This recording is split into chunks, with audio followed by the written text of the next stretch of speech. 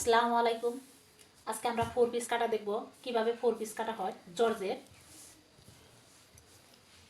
এটা টেপের কাপড়, এটা সামনের পাট, এটা পিছনের পাট। আমি আলাদা আলাদা করে ছাড়াইছি। এইভাবে মাঝখানে ধরবেন।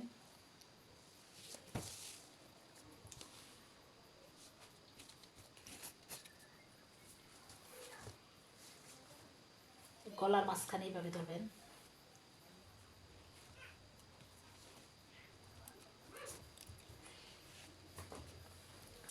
সিনসি কাপড়,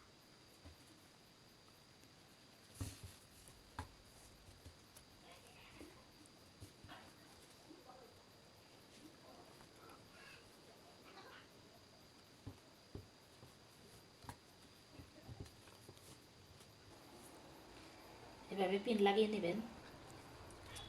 চারটা একত্রে বসিয়ে পিন লাগিয়ে নেবেন, এটা যেন সমান হয়।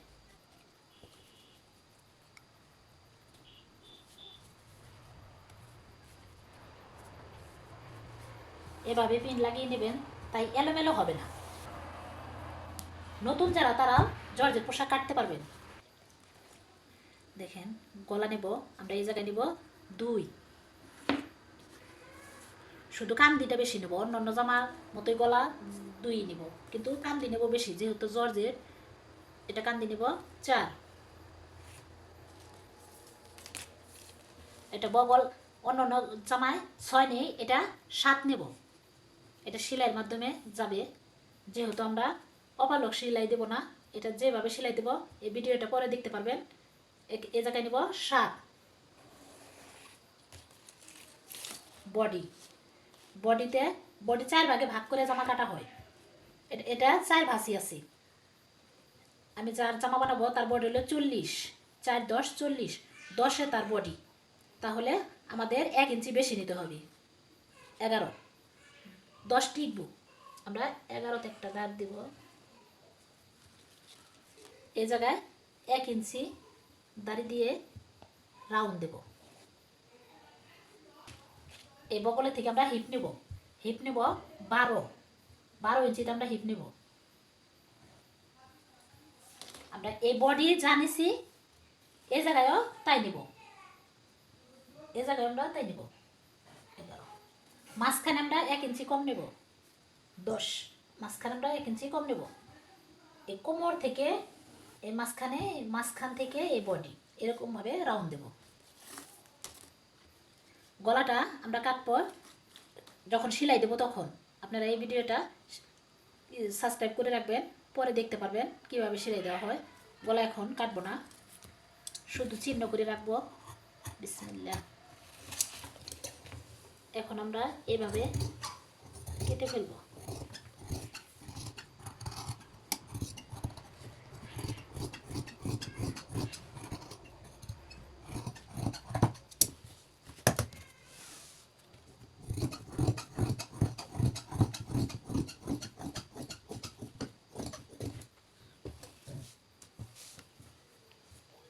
আমাদের জামা কাটা শেষ। হাতা কাটবো।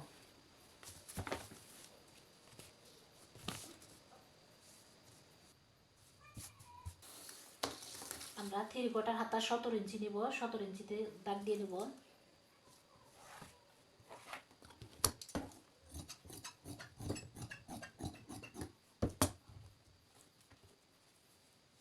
এভাবে ভাঁজ দেব, ফুলটা লম্বা থাকবে। এখানে আমরা 3 ইঞ্চিতে দাগ দিয়ে নেব। 2 ইঞ্চি নিচের থেকে এভাবে কাটবো। এখানে আমরা 8 ইঞ্চিতে দাগ দিব। এখানে 7-তে দাগ দেব।